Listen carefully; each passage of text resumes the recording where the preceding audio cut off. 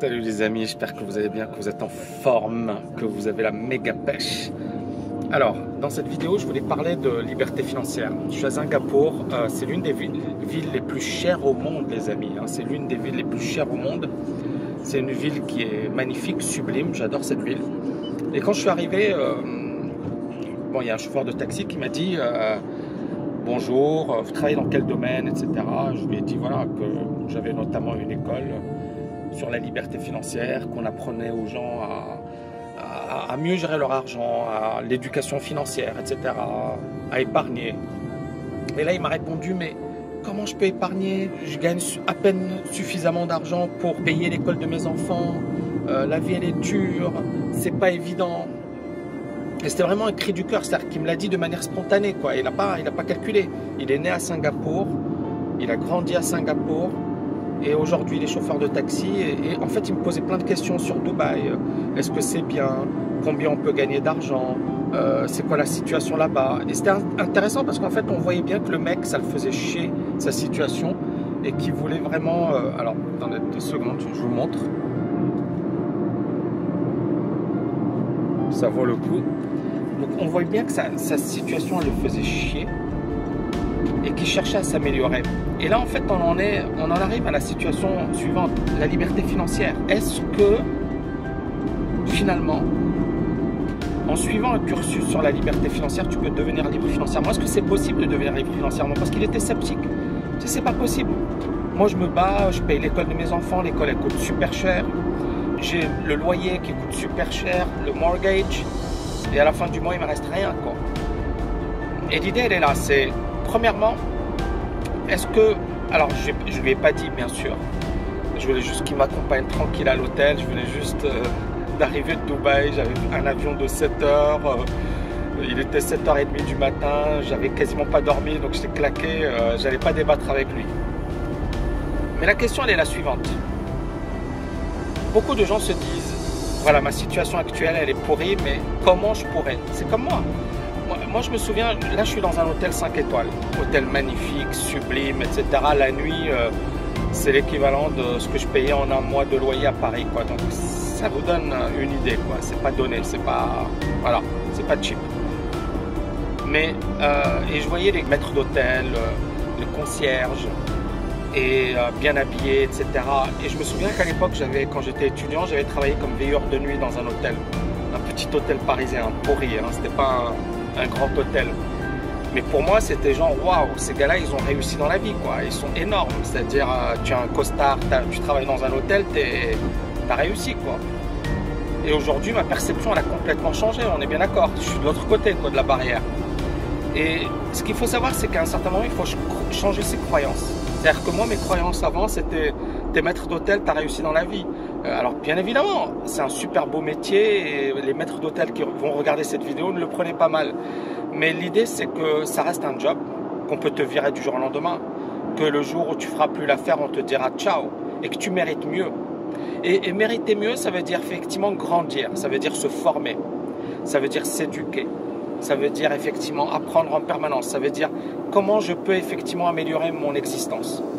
Donc chercher à gagner plus d'argent. Tu es chauffeur de taxi, ok, mais qu'est-ce que tu peux faire pour gagner plus? Est-ce qu'il y a des manières de gagner plus? De manière honnête, bien évidemment, éthique, tout ce que vous voulez. Mais est-ce que c'est possible de gagner plus d'argent? Et en fait, il faut arrêter de se dire c'est impossible, mais il faut se dire comment? Comment je peux le faire? Et le problème de beaucoup de gens, c'est qu'ils se disent c'est impossible parce que, bah regarde, la société, alors que, en fait, non, c'est quelles sont les solutions? Ok, mon problème, il est là, quelles sont les solutions? Moi, quand j'ai travaillé dans la finance au début, on me disait non, c'est impossible, hein. C'est impossible. T'es pas né à Neuilly, t'es pas né dans le 16e, voilà, ton nom, il est bizarre. Non, non, ça va pas être possible pour toi, quoi. C'est ce qu'on m'a dit, hein. Ça m'a pas empêché de travailler dans la finance, ça m'a pas empêché d'écrire des livres, ça m'a pas empêché de passer à la télé, ça m'a pas empêché de créer mon école, ça m'a pas empêché de... Ce que j'ai envie de vous dire, c'est que si j'écoutais les gens, j'aurais jamais fait ce que j'ai fait.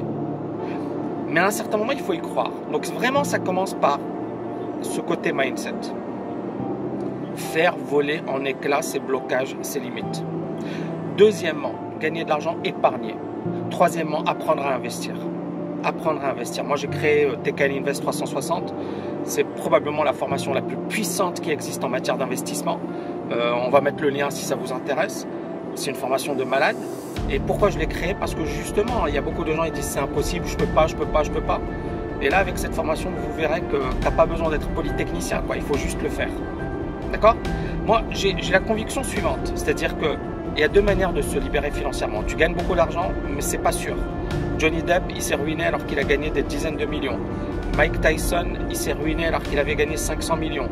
Il y a plein de gens qui ont gagné des millions et des millions qui sont ruinés. Donc gagner plus, c'est bien, c'est très bien, c'est pas suffisant. La deuxième manière, c'est de devenir un investisseur, ce que j'appelle un investisseur stratège et millionnaire. C'est-à-dire effectivement utiliser les bonnes stratégies pour se libérer financièrement. Et quand je parle de bonnes stratégies, ça veut dire tout simplement, qu'est-ce qui va me permettre de me libérer financièrement le plus rapidement possible?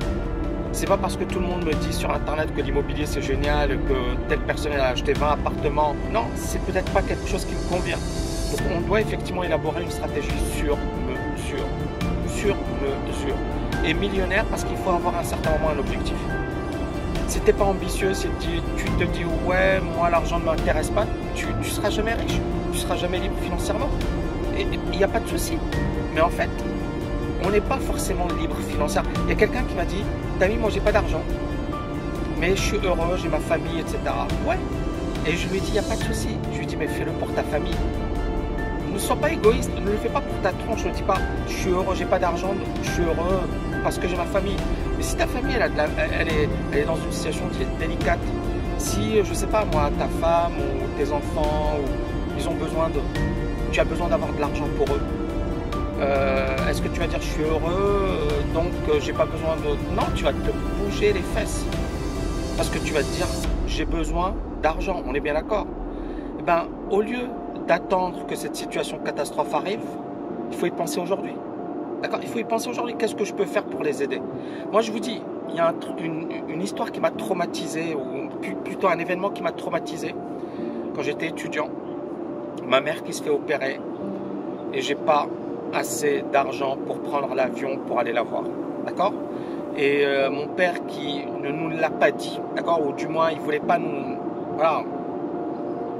faire du mal, etc. Mais ma mère elle était dans le coma et je l'ai appris et c'était traumatisant.